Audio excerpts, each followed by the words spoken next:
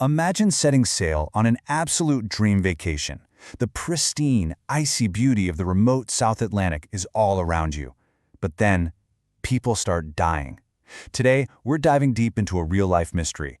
We're unmasking a silent, invisible threat that literally turned a luxury cruise into a ghost ship and left global health officials scrambling. So, what exactly happened here? Let's get into it. Our timeline starts in April 2026. A massive luxury ship departs Ushuaia, Argentina, setting its course for Antarctica. You've got 150 people on board, representing 23 different nations, all gearing up for the trip of a lifetime. But they had absolutely no idea they were sailing straight into a biological disaster. I mean, think about it. How does a perfectly isolated, closed environment at sea suddenly transform into a deadly trap? Well, take a look at how incredibly fast this escalates. Just 5 days in, the nightmare actually begins. A 70-year-old Dutch passenger suddenly comes down with a fever. Within a matter of days, he's struggling to breathe, and by April 11th, he's tragically passed away. You might think, okay, an isolated tragedy, right? Wrong. 2 weeks later, his widowed wife collapses at an airport and dies. Soon, other passengers on the ship start falling ill. By May 2nd, the World Health Organization is scrambling to manage a full-blown crisis. The case count quickly skyrocketed to 11, with 9 officially confirmed. And health officials finally unmasked the killer. It wasn't some bad seafood, it wasn't a terrible strain of the flu, it was a microscopic pathogen, Hantavirus. Almost overnight, international ports just slammed their doors shut. This luxury ship was stranded at sea, literally a floating quarantine zone, completely cut off from the rest of the world. Section 1. Unmasking the Hantavirus, a global threat. Let's break down exactly what this pathogen is. So here's the reality of the situation. Hantavirus isn't just one single isolated virus. It's an entire family of viruses, and they're carried by different types of rodents.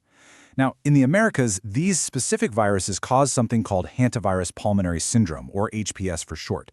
This is a severe, frankly horrifying respiratory disease. What happens is the lungs tragically fill up with fluid, and it ultimately suffocates the patient from the inside out. Now, you might be wondering, why is it so incredibly hard to catch this early on? Well, because it's highly deceptive. Unlike your typical seasonal flu or a common cold, early hantavirus, it doesn't give you a runny nose. You don't get a sore throat. It actually tricks its victims with a pretty standard fever, maybe a headache, and some unusual fatigue. By the time those severe breathing issues kick in a few days later, the disease has already reached a critical, life-threatening stage. And guys, I really need you to hear this heavy fact.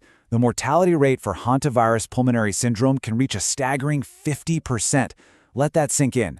Half of the people infected do not survive. And frighteningly, despite decades of scientific research, there is absolutely no FDA or WHO-approved vaccine, there is no antiviral cure, doctors can basically only offer supportive care and just hope the patient's immune system is strong enough to fight it off. And we're not just talking about a localized problem here. The threat is totally worldwide.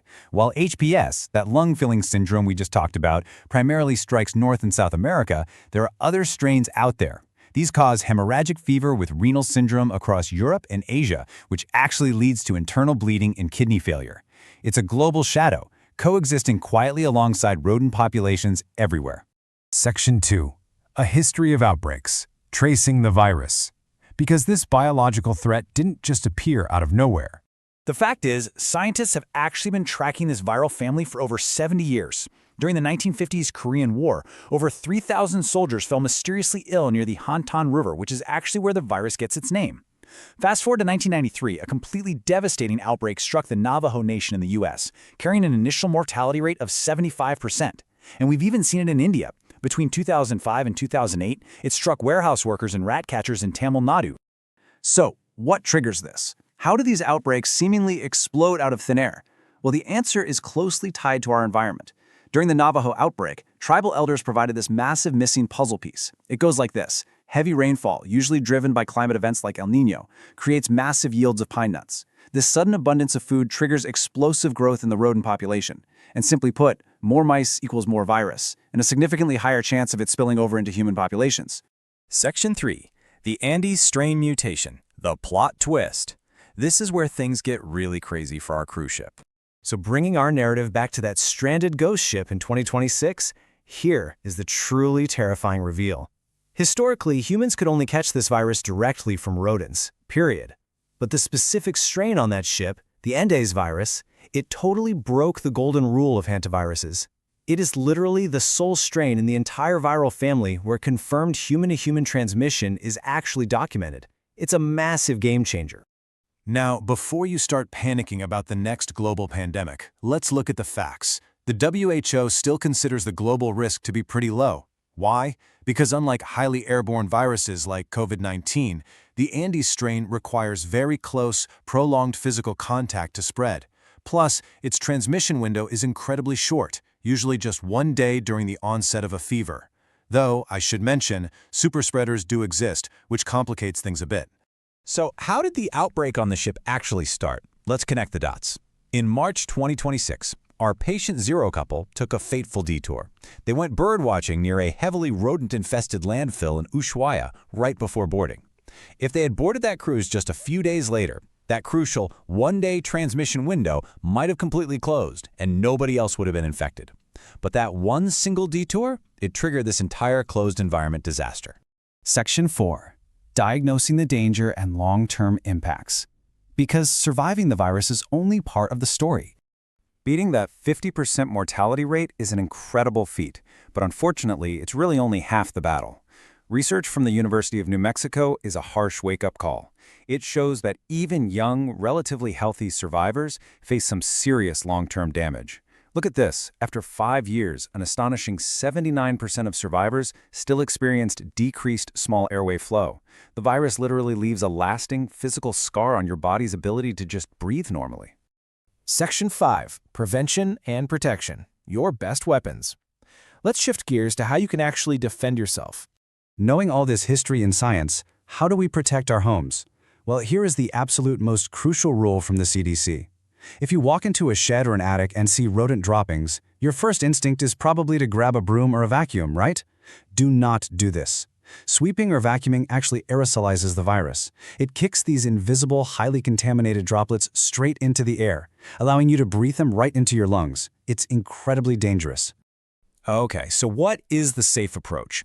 Step 1 is all about ventilation. Before you even think about cleaning a potentially infested space, open up all the doors and the windows. Then step outside and leave the area for 30 full minutes. Just let the fresh air circulate and clear out any of that stagnant, potentially contaminated air. Next, you're going to want to follow this precise, practical CDC protocol. Put on some rubber gloves. Mix up a simple household bleach solution. That's 1.5 cups of bleach to a gallon of water. Spray the droppings or any nesting material until it's completely soaked. Now this is important. Let it sit for 5 whole minutes to actually neutralize the virus. Then wipe it all up with paper towels, double bag the waste, and throw it out in a covered outdoor trash can. But, the absolute best cure is always prevention. Your everyday hygiene and meticulous home maintenance are your absolute first lines of defense here. Seal up any gaps in your home where mice could potentially enter. Dispose of your garbage properly to remove food attractants. And look, if you ever have to enter a dusty, enclosed space that you know has a lot of rodents, do yourself a favor and wear an N95 mask and gloves. To wrap up this explainer, I want you to remember this. Yes, hantavirus is a terrifying shadow. It can turn a luxury cruise into a worldwide news event. But it is not invincible. Without a vaccine or a cure, your informed action, your everyday hygiene, and your vigilance are exactly what keep you safe in a world where these pathogens are constantly adapting. And I want to leave you with one final, provocative thought. We've seen how heavy rains and climate shifts like El Niño cause rodent populations to absolutely explode, pushing these viruses closer and closer to our homes. As our global climate continues to shift at a rapid pace, bringing wildlife and humans into tighter and tighter proximity, what other silent, ancient biological threats are just waiting to be unmasked, ready to board the next ship? Stay curious, stay vigilant, and thank you for uncovering the facts with me today in this explainer.